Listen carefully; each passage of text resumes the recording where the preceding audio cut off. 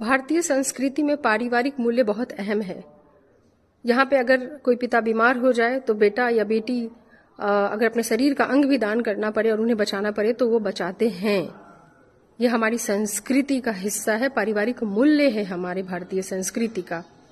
और इस पर टिप्पणी करके सम्राट चौधरी ने अपनी गिरी हुई मानसिकता का परिचय दिया है।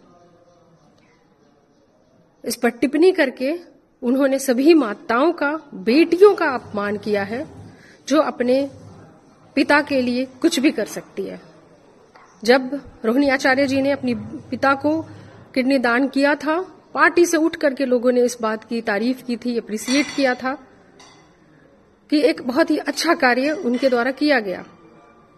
लेकिन वहीं सम्राट चौधरी जी के द्वारा दिया गया ये इतना घटिया बयान महिलाओं के प्रति या समाज के प्रति